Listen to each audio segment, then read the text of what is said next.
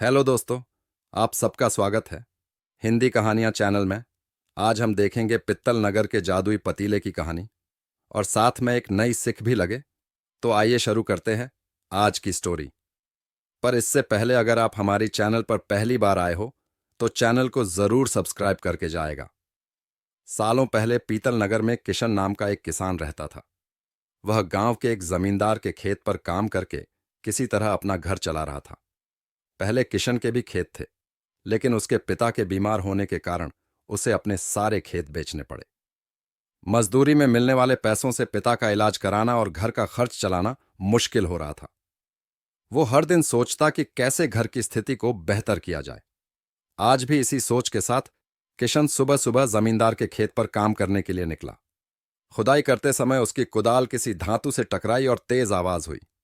किशन के मन में हुआ कि आखिर ऐसा क्या है यहां। उसने तुरंत उस हिस्से को खोदा तो वहां से एक बड़ा सा पतीला निकला। पतीला देखकर किशन दुखी हो गया। किशन के मन में हुआ कि ये जेवरात होते तो मेरे घर की हालत थोड़ी सुधर जाती। फिर किशन ने सोचा कि चलो अब खाना ही खा लेता हूं। किशन ने खाना खाने के लिए अपने हाथ की कुदाल उस पतीले में फेंक दी और हाथ मुंह धोकर खाना खाने लगा। खाना खत्म करने के बाद किशन अपनी कुदाल उठाने के लिए उस पतीले के पास पहुंचा। वहां पहुंचते ही किशन हैरान हो गया।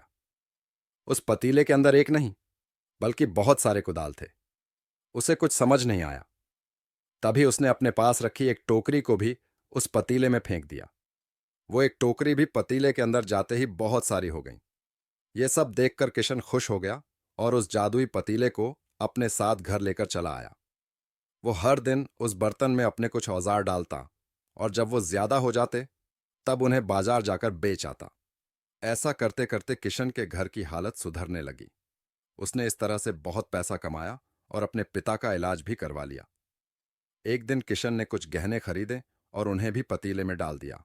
वो गहने भी बहुत सारे बन गए।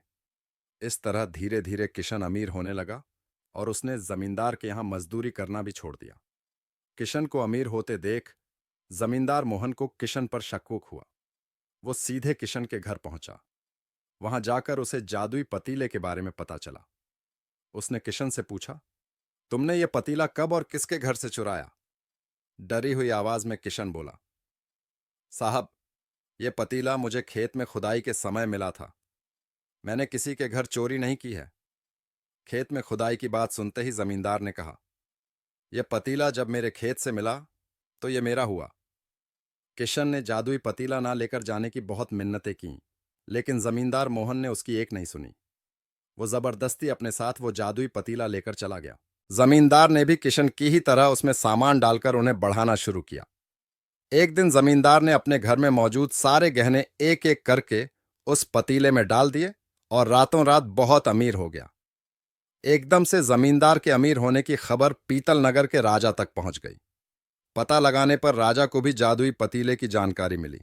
फिर क्या था, राजा ने तुरंत अपने लोगों को भेजकर जमींदार के यहां से वो पतीला राजमहल मंगवा लिया। राजमहल में उस जादुई पतीले के पहुंचते ही राजा ने अपने आसपास मौजूद सामान को उसमें डालना शुरू दिया। सामान को बढ़ता देखकर राजा दंग रह गया। होते होते आखिर में राजा खुद उस पतीले के अंदर चला गया। देखते ही देखते उस पतीले से बहुत सारे राजा निकल आए। पतीले से निकला हर राजा बोलता, मैं पीतल नगर का असली राजा हूं। तुम्हें तो इस जादुई पतीले ने बनाया है।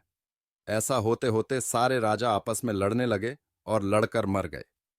लड़ाई के दौरान वो जादुई पतीला भी टूट गया। जादुई पतीले के कारण राजमहल में हुई इस भयानक लड़ाई के बारे में नगर में सबको पता चल गया। इस बात की जानकारी मिलते ही मजदूर किशन और जमींदार मोहन ने सोचा, अच्छा हुआ कि हमने उस जादुई पतीले का इस्तेमाल सही से किया। उस राजा ने अपनी मूर्खता के कारण अपनी जान ही खो दी। कहानी से सीख, जादुई पतीले की कहानी से दो सीख मिलती है। पहली कि मूर्खता का अंत बुरा ही होता है। दूसरी यह कि हर सामान का इस्तेमाल संभल कर करना चाहिए, अति हानिकारक हो सकती है।